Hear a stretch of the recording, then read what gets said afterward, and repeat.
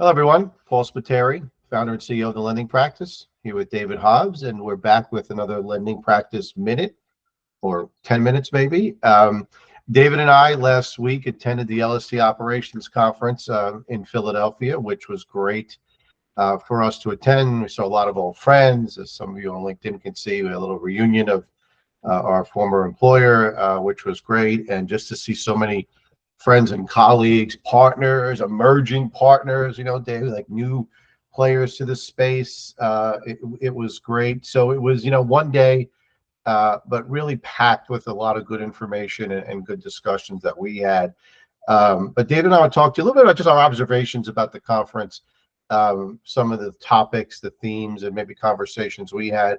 So David, why don't you start us off with, kind of your take on, what we experienced in Philadelphia last week. Sure, thanks, Paul. And yeah, I echo your thoughts. It was great to see everybody there.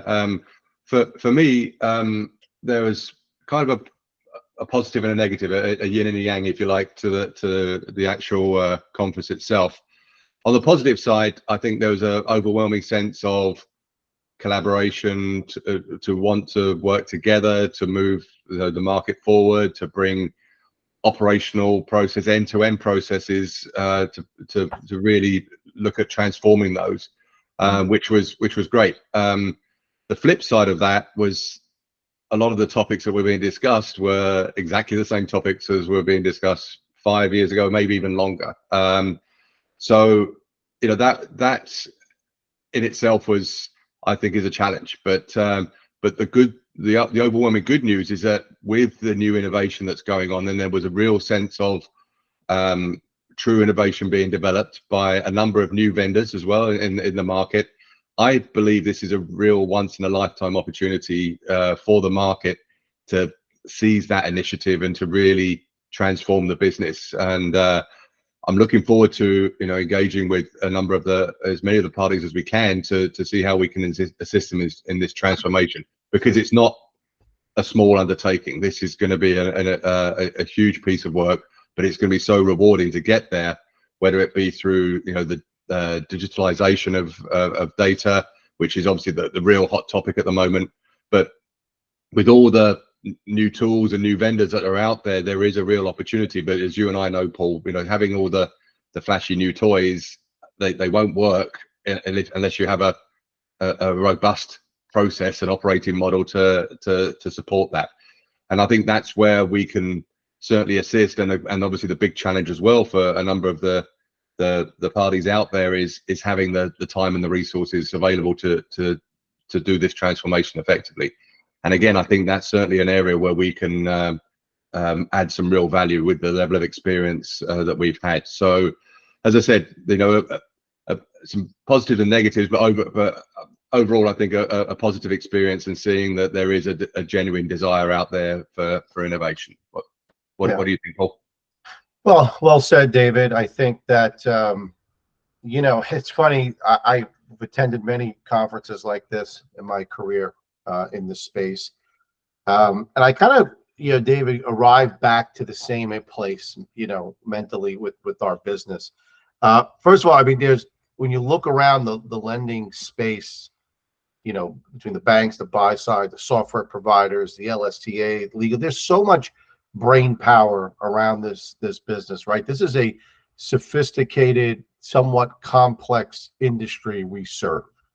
The answer, or the question, I'm sorry, that I would ask is, well, why is it complicated, right? I mean, I always like to say that, I found a way to build a good career in this space, not particularly because, super intelligent or genius, just apply common sense to a lot of problems and things, that we've seen.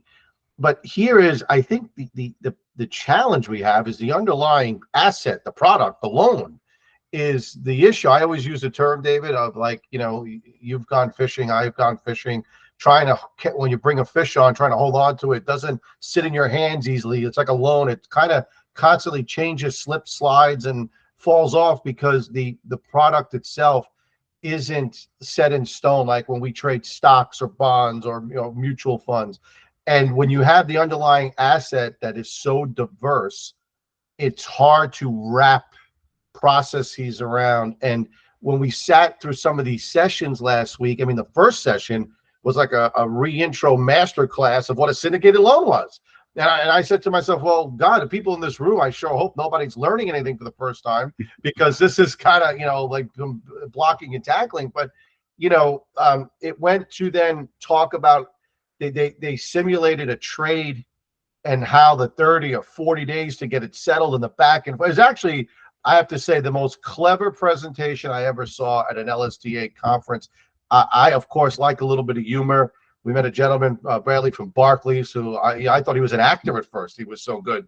He was the star of the show. Yeah, I mean, I thought he was acting. I mean, he was really brilliant in how he played the role, and so was everyone else on the panel. But it begs the question, like, how does this continually happen? And when you look at, like, I looked at this slide about the cooks in the kitchen, and God, this is such a great slide in the sense of when you're trying to solve any problem, David, right? When you have too many cooks in the kitchen, it's an issue, right? Mm-hmm. Because even though every cook in this kitchen is highly intelligent, you got competing agendas, right? From treasury to the outsourced closer to the trader. I mean, traders, we know traders very well, to somebody in operations. You're talking our agent servicing team and buy-side trader couldn't be any further apart from what these two individuals would do on a day-to-day basis, and kind of what their objectives are, that you're trying to